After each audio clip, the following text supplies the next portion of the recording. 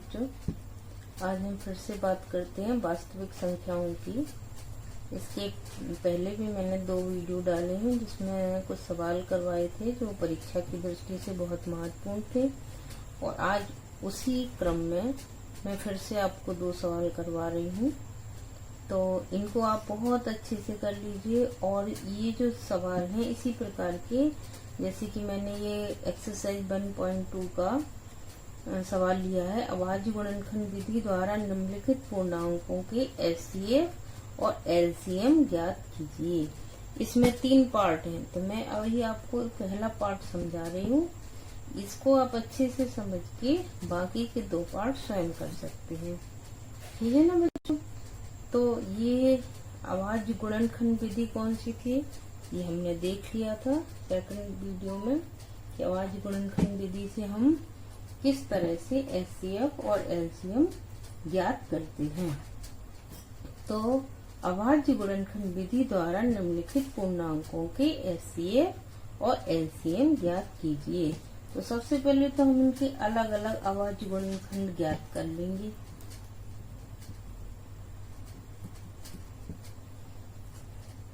आप लोग ये नहीं बताते हो कि आपको ये समझ में आता है या नहीं आता है, क्या स्थिति है। ये 12 में कितने का भाग जाएगा, 3 का कितनी बार, 4 बार जाएगा। फिर ये 2 और ये 1 बार। तो 12 की अभाज्य गुणनखंड क्या हो गए, 3 गुणा 2 गुणा 2, ठीक है। अब देखिए यहाँ पर हम 15 का कर लेते हैं।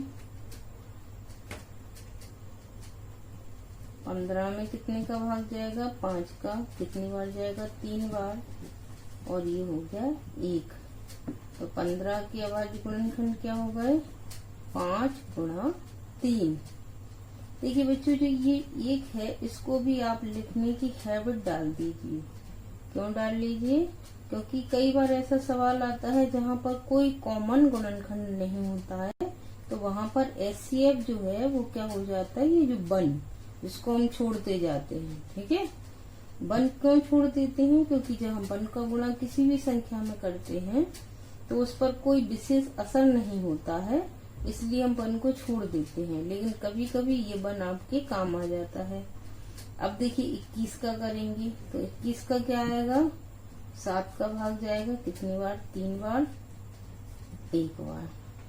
तो इस प्रकार से हमारे 12 के अभाज्य गुणनखंड क्या हो गए, 3 गुणा 2 गुणा 2 गुणा 1। 15 की क्या हो गए, 5 गुणा 3 गुणा 1।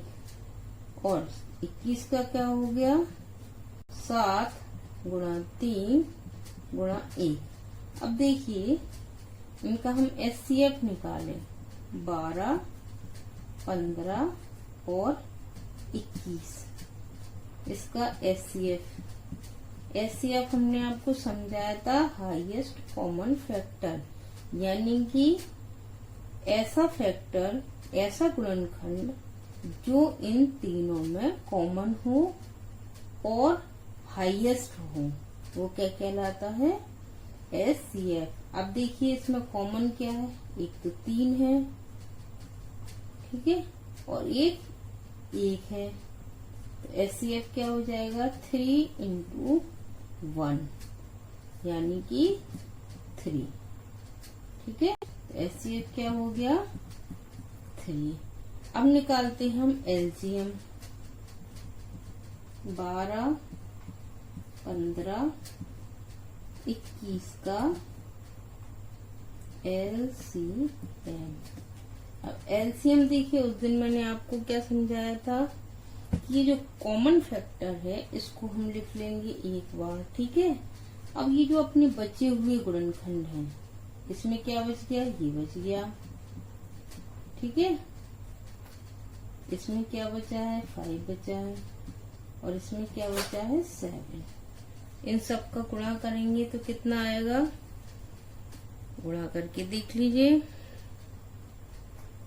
ये आ गया 12 और ये हो गया 5 और ये हो गया 7। यहाँ पर हम 1 और लिख देंगे क्योंकि 1 के गुणा करने से कोई असर नहीं आता है। 12 पंचे 60 और ये हो गया 7 छंग 42 यानी 420।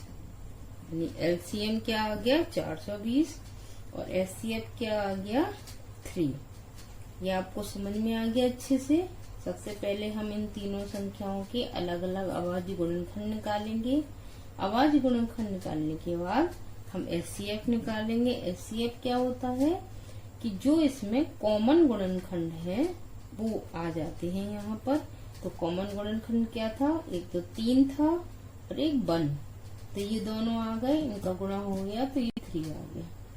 एलसीएम क्या होता है, लोएस्ट कॉमन मल्टीपल, यानी कि जो रेस्ट ऑफ द फैक्टर हैं, यानी जो गुणनखंड बचे हैं उनको हम लिख देते हैं। यहाँ पर हम सीधी सरल भाषा समझना चाहते हैं। अगर एलसीएम की परिभाषा हम आपको समझाएंगे तो आप कंफ्यूज हो जाएंगे, इसलिए मैं सीधी और सरल भाषा में आपको समझाती हूँ कि जो बचे हुए बाकी गुणनखंड है, एक तो हम कॉमन फैक्टर को लिख लेते हैं और बाकी जो बचे हुए गुणनखंड है वो लिख लेंगे, तो क्या हो जाएगा, ये आपका एलसीएम हो जाएगा। तो एलसीएम कितना आ गया 420। हाँ तो बच्चों, ये एक्सरसाइज 1.2 का चौथा सवाल है जिसमें एचसीएफ 306 और 657 बराबर 9 दिया है। हमें निकालना क्या है, हमें एलसीएम निकालना है 306 और 657 का।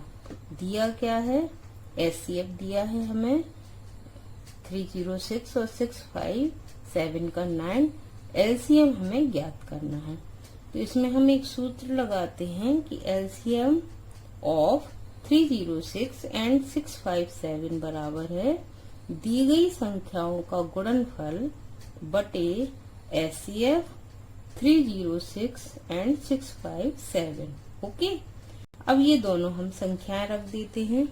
306 रख देंगे और 657 रख देंगे और इसके नीचे क्या आ जाएगा 9 क्यों आएगा, क्योंकि ये इसका एचसीएफ है।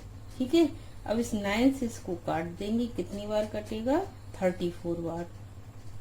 अब ये 34 इंटू 657 हो गया। ठीक है, अब 657 हो गया, इसका गुणा करेंगे तो गुणा क्या आएगा, गुणा आएगा 22338।